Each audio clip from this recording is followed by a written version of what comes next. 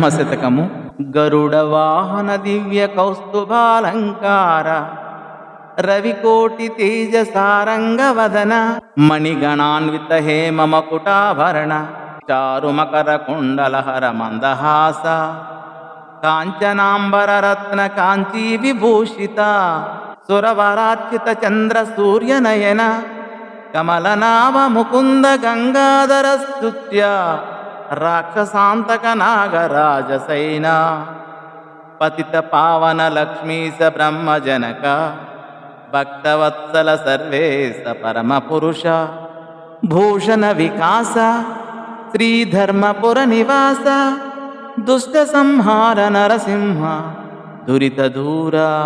శోభామయమగు ధర్మపురమున వసించు ఓ నరసింహస్వామి, నీవు దివ్యాభరణములతో ప్రకాశించువాడవు, పాపములను పోగొట్టేవాడు, దుష్టులను శిక్షించువాడు.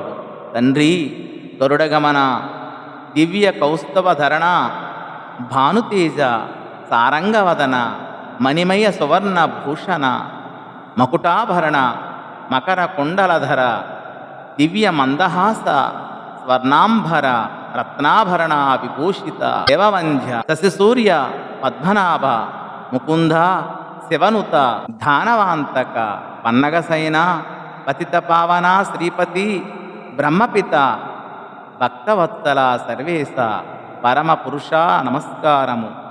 ఒక్క నాలుకకు ఎన్ని రుచులో, ఒక్క మనసుకు ఎన్ని మహిమలో, తరించడానికి ఎన్ని వైభవ నామాలో, ఎన్ని దివ్య రూపాలో, అన్నీ నిత్యమంగళాలే. నీ నామ రూపములకు నిత్య జయమంగళం.